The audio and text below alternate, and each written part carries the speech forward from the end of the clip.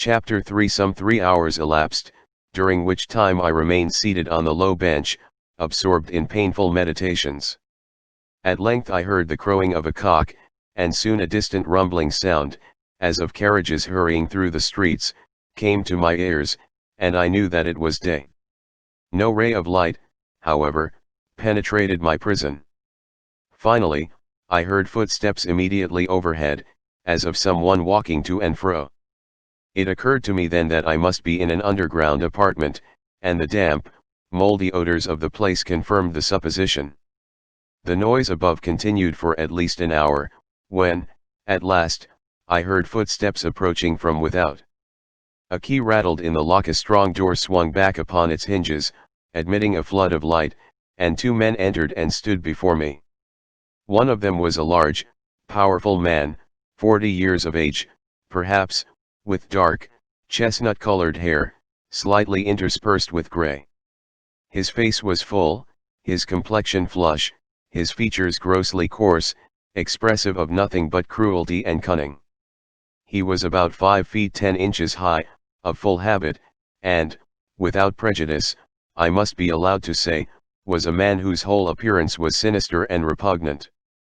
His name was James H. Birch, as I learned afterwards, a well-known slave dealer in Washington, and then, or lately connected in business, as a partner, with Theophilus Freeman, of New Orleans. The person who accompanied him was a simple lackey, named Ebenezer Radburn, who acted merely in the capacity of turnkey. Both of these men still live in Washington, or did, at the time of my return through that city from slavery in January last. The light admitted through the open door enabled me to observe the room in which I was confined. It was about 12 feet square, the walls of solid masonry. The floor was of heavy plank.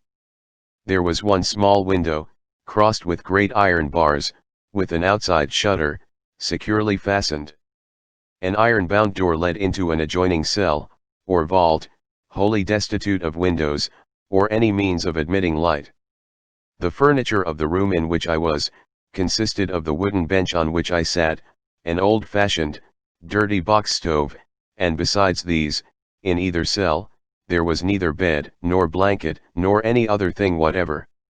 The door, through which Birch and Radburn entered, led through a small passage, up a flight of steps into a yard, surrounded by a brick wall 10 or 12 feet high, immediately in rear of a building of the same width as itself. The yard extended rearward from the house about 30 feet. In one part of the wall there was a strongly ironed door, opening into a narrow, covered passage, leading along one side of the house into the street. The doom of the colored man, upon whom the door leading out of that narrow passage closed, was sealed. The top of the wall supported one end of a roof, which ascended inwards, forming a kind of open shed. Underneath the roof there was a crazy loft all round, where slaves, if so disposed, might sleep at night, or in inclement weather seek shelter from the storm. It was like a farmer's barnyard in most respects, save it was so constructed that the outside world could never see the human cattle that were herded there. The building to which the yard was attached, was 2 stories high, fronting on one of the public streets of Washington. Its outside presented only the appearance of a quiet private residence. A stranger looking at it, would never have dreamed of its execrable uses. Strange as it may seem, within plain sight of this same house, looking down from its commanding height upon it, was the Capitol. The voices of patriotic representatives boasting of freedom and equality, and the rattling of the poor slaves' chains, almost commingled. A slave pen within the very shadow of the Capitol. Such is a correct description, as it was in 1841, of William's slave pen in Washington, in one of the cellars of which I found myself so unaccountably confined. "Well, my boy, how do you feel now?" said Birch, as he entered through the open door. I replied that I was sick, and inquired the cause of my imprisonment. He answered that I was his slave, that he had bought me, and that he was about to send me to New Orleans. I asserted, aloud and boldly, that I was a freeman, a resident of Saratoga, where I had a wife and children, who were also free, and that my name was Northup. I complained bitterly of the strange treatment I had received, and threatened, upon my liberation, to have satisfaction for the wrong. He denied that I was free, and with an emphatic oath, declared that I came from Georgia. Again and again I asserted I was no man's slave, and insisted upon his taking off my chains at once. He endeavored to hush me, as if he feared my voice would be overheard. But I would not be silent, and denounced the authors of my imprisonment, whoever they might be, as unmitigated villains. Finding he could not quiet me, he flew into a towering passion. With blasphemous oaths, he called me a black liar, a runaway from Georgia, and every other profane and vulgar epithet that the most indecent fancy could conceive. During this time Radburn was standing silently by. His business was, to oversee this human, or rather inhuman stable, receiving slaves, feeding, and whipping them, at the rate of 2 shillings a head per day. Turning to him, Birch ordered the paddle and cat-o'-nine-tails to be brought in. He disappeared, and in a few moments returned with these instruments of torture. The paddle, as it is termed in slave-beating parlance, or at least the one with which I first became acquainted, and of which I now speak, was a piece of hardwood board, 18 or 20 inches long, molded to the shape of an old-fashioned pudding stick, or ordinary, or the flattened portion, which was about the size in circumference of 2 open hands, was bored with a small auger in numerous places. The cat was a large rope of many strands, the strands unraveled, and a knot tied at the extremity of each. As soon as these formidable whips appeared, I was seized by both of them, and roughly divested of my clothing. My feet, as has been stated, were fastened to the floor. Drawing me over the bench, face downwards, Radburn placed his heavy foot upon the fetters, between my wrists, holding them painfully to the floor. With the paddle, Birch commenced beating me. Blow after blow was inflicted upon my naked body. When his unrelenting arm grew tired, he stopped and asked if I still insisted I was a free man. I did insist upon it, and then the blows were renewed, faster and more energetically, if possible, than before. When again tired, he would repeat the same question, and receiving the same answer, continue his cruel labor. All this time, the incarnate devil was uttering most fiendish oaths. At length the paddle broke, leaving the useless handle in his hand. Still I would not yield. All his brutal blows could not force from my lips the foul lie that I was a slave. Casting madly on the floor the handle of the broken paddle, he seized the rope. This was far more painful than the other. I struggled with all my power, but it was in vain. I prayed for mercy, but my prayer was only answered with imprecations and with stripes. I thought I must die beneath the lashes of the accursed brute. Even now the flesh crawls upon my bones, as I recall the scene. I was all on fire. My sufferings I can compare to nothing else than the burning agonies of hell. At last I became silent to his repeated questions. I would make no reply. In fact, I was becoming almost unable to speak. Still he plied the lash without stint upon my poor body, until it seemed that the lacerated flesh was stripped from my bones at every stroke. A man with a particle of mercy in his soul would not have beaten even a dog so cruelly. At length Radburn said that it was useless to whip me any more, that I would be sore enough. Thereupon Birch desisted, saying, with an admonitory shake of his fist in my face, and hissing the words through his firm-set teeth, that if ever I dared to utter again that I was entitled to my freedom, that I had been kidnapped, or anything whatever of the kind, the castigation I had just received was nothing in comparison with what would follow. He swore that he would either conquer or kill me. With these consolatory words, the fetters were taken from my wrists, my feet still remaining fastened to the ring. The shutter of the little barred window, which had been opened, was again closed, and going out, locking the great door behind them, I was left in darkness as before.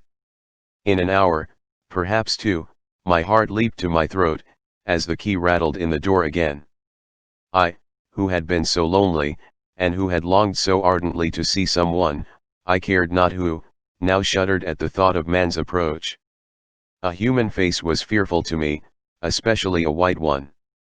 Radburn entered, bringing with him, on a tin plate, a piece of shriveled fried pork, a slice of bread and a cup of water.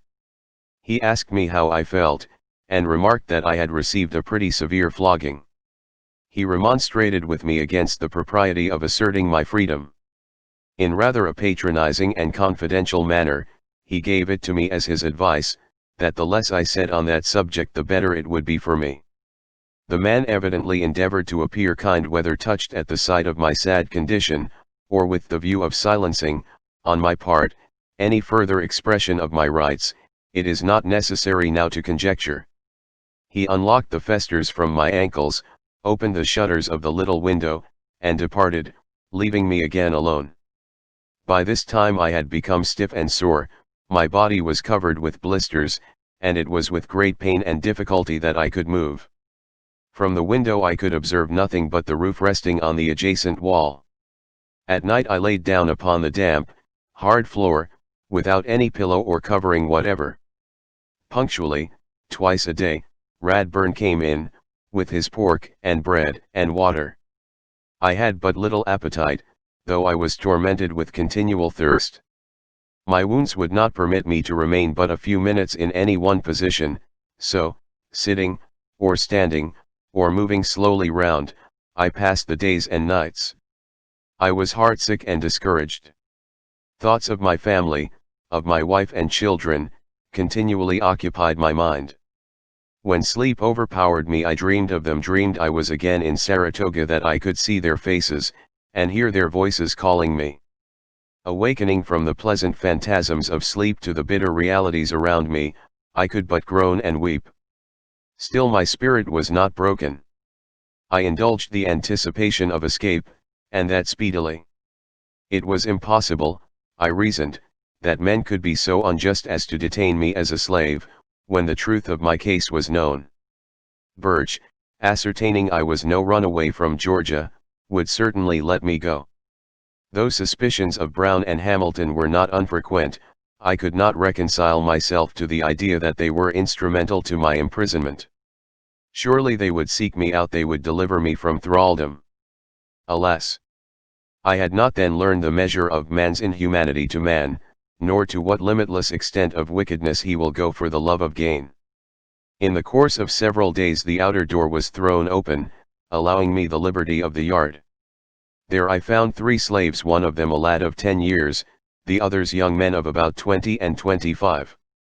I was not long in forming an acquaintance, and learning their names and the particulars of their history. The eldest was a colored man named Clemens Ray.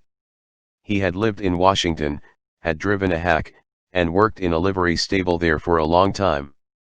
He was very intelligent, and fully comprehended his situation. The thought of going south overwhelmed him with grief. Birch had purchased him a few days before, and had placed him there until such time as he was ready to send him to the New Orleans market. From him I learned for the first time that I was in William's slave pen, a place I had never heard of previously. He described to me the uses for which it was designed. I repeated to him the particulars of my unhappy story, but he could only give me the consolation of his sympathy. He also advised me to be silent henceforth on the subject of my freedom, for, knowing the character of Birch, he assured me that it would only be attended with renewed whipping. The next eldest was named John Williams. He was raised in Virginia, not far from Washington. Birch had taken him in payment of a debt, and he constantly entertained the hope that his master would redeem him, a hope that was subsequently realized. The lad was a sprightly child, that answered to the name of Randall. Most of the time he was playing about the yard, but occasionally would cry, calling for his mother, and wondering when she would come. His mother's absence seemed to be the great and only grief in his little heart. He was too young to realize his condition, and when the memory of his mother was not in his mind, he amused us with his pleasant pranks. At night, Ray, Williams, and the boy slept in the loft of the shed, while I was locked in the cell. Finally we were each provided with blankets, such as are used upon horses, the only bedding I was allowed to have for 12 years afterwards. Ray and Williams asked me many questions about New York, how colored people were treated there, how they could have homes and families of their own, with none to disturb and oppress them, and Ray, especially, sighed continually for freedom. Such conversations, however, were not in the hearing of Birch, or the keeper Radburn. Aspirations such as these would have brought down the lash upon our backs. It is necessary in this narrative, in order to present a full and truthful statement of all the principal events in the history of my life, and to portray the institution of slavery as I have seen and known it, to speak of well-known places, and of many persons who are yet living. I am, and always was, an entire stranger in Washington and its vicinity aside from Birch and Radburn, knowing no man there, except as I have heard of them through my enslaved companions. What I am about to say, if false, can be easily contradicted. I remained in Williams' slave pen about 2 weeks. The night previous to my departure a woman was brought in, weeping bitterly, and leading by the hand a little child. They were Randall's mother and half-sister. On meeting them he was overjoyed, clinging to her dress, kissing the child, and exhibiting every demonstration of delight. The mother also clasped him in her arms, embraced him tenderly, and gazed at him fondly through her tears, calling him by many an endearing name. Emily, the child, was 7 or 8 years old, of light complexion, and with a face of admirable beauty.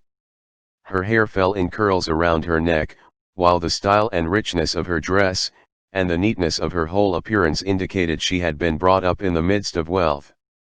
She was a sweet child indeed. The woman also was arrayed in silk, with rings upon her fingers, and golden ornaments suspended from her ears. Her air and manners, the correctness and propriety of her language all showed evidently, that she had sometime stood above the common level of a slave. She seemed to be amazed at finding herself in such a place as that.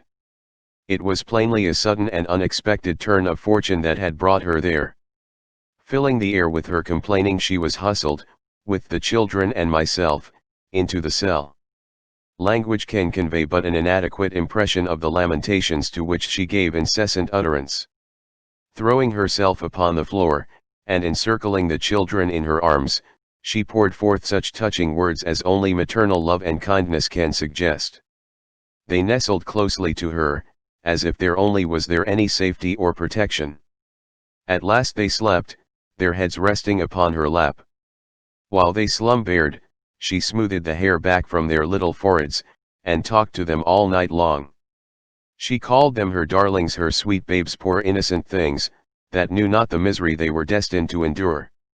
Soon they would have no mother to comfort them, they would be taken from her. What would become of them? Oh! She could not live away from her little Emmy and her dear boy. They had always been good children, and had such loving ways. It would break her heart, God knew, she said, if they were taken from her, and yet she knew they meant to sell them, and, maybe, they would be separated, and could never see each other any more. It was enough to melt heart of stone to listen to the pitiful expressions of that desolate and distracted mother. Her name was Eliza, and this was the story of her life, as she afterwards related it. She was the slave of a rich man, living in the neighborhood of Washington. She was born, I think she said, on his plantation. Years before, he had fallen into dissipated habits, and quarreled with his wife. In fact, soon after the birth of Randall, they separated. Leaving his wife and daughter in the house they had always occupied, he erected a new one nearby, on the estate. Into this house he brought Eliza, and, on condition of her living with him, she and her children were to be emancipated. She resided with him there 9 years, with servants to attend upon her, and provided with every comfort and luxury of life. Emily was his child. Finally, her young mistress, who had always remained with her mother at the homestead, married a Mr. Jacob Brooks. At length, for some cause, as I gathered from her relation, beyond Barry's control, a division of his property was made. She and her children fell to the share of Mr. Brooks. During the 9 years she had lived with Barry, in consequence of the position she was compelled to occupy, she and Emily had become the object of Mrs. Barry and her daughter's hatred and dislike. Barry himself she represented as a man of naturally a kind heart, who always promised her that she should have her freedom, and who, she had no doubt, would warrant it to her then, if it were only in his power. As soon as they thus came into the possession and control of the daughter, it became very manifest they would not live long together. The sight of Eliza seemed to be odious to Mrs. Brooks, neither could she bear to look upon the child, half-sister, and beautiful as she was. The day she was led into the pen, Brooks had brought her from the estate into the city, under pretence that the time had come when her free papers were to be executed, in fulfillment of her master's promise. Elated at the prospect of immediate liberty, she decked herself and little Emmy in their best apparel, and accompanied him with a joyful heart. On their arrival in the city, instead of being baptized into the family of freemen, she was delivered to the trader Birch. The paper that was executed was a bill of sale. The hope of years was blasted in a moment. From the height of most exulting happiness to the utmost depths of wretchedness, she had that day descended. No wonder that she wept, and filled the pen with wailings and expressions of heart-rending woe. Eliza is now dead. Far up the Red River, where it pours its waters sluggishly through the unhealthy lowlands of Louisiana, she rests in the grave at last, the only resting place of the poor slave. How all her fears were realized, how she mourned day and night, and never would be comforted, how, as she predicted, her heart did indeed break, with the burden of maternal sorrow, will be seen as the narrative proceeds.